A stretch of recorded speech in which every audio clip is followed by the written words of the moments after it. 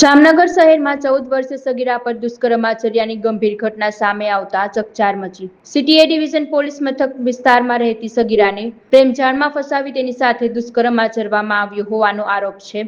સગીરા ગર્ભવતી બનતા સમગ્ર મામલો સામે આવ્યો। ફરિયાદના આધારે પોલીસે આરોપીની અટકાયત કરી વધુ તપાસ હાથ ધરી। જામનગર શહેરના સિટી એ ડિવિઝન પોલીસ સ્ટેશન હદ વિસ્તારમાં 14 વર્ષીય સગીરા પર દુષ્કર્મની ગંભીર ઘટના સામે આવી। પોલીસ ફરિયાદ મુજબ પાડોશમાં રહેતા 23 વર્ષીય શબ્બીર અબ્બાસ મહરૂરે સગીરાને પ્રેમજાળમાં ફસાવી તેની સાથે દુષ્કર્મ આચર્યું હોવાનું સામે આવ્યું। આ ઘટનાનો ભેદ ત્યારે ખુલ્યો જ્યારે સગીરા ગર્ભવતી હોવાનું જાણવા મળ્યું। ત્યારબાદ પરિવારજનો દ્વારા પોલીસનો સંપર્ક કરવામાં આવતા સમગ્ર મામલો પોલીસ મથકે પહોંચ્યો। ફરિયાદના આધારે પોલીસે આરોપી સામે પોક્સો સહિતની ગંભીર કલમો હેઠળ ગુનો નોંધી તેની અટકાયત કરી। હાલ પોલીસે સમગ્ર મામલે વધુ તપાસ હાથ ધરી।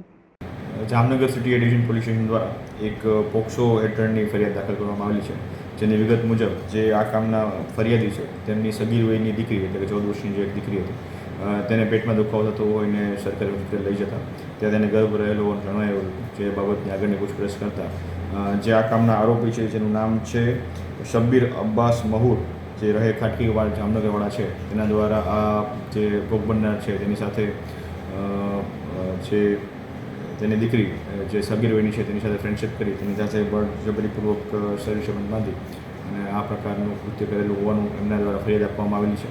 જેને અનુસંધાને સિટી એ ડિવિઝન પોલીસ સ્ટેશનમાં ભારતીય ન્યાય સંહિતાની કલમ 64(2) તેમજ 65(1) તેમજ પોક્સો એક્ટની કલમ 4, 6 અને 12 મુજબનો ગુનો દાખલ કરવામાં આવેલો છે।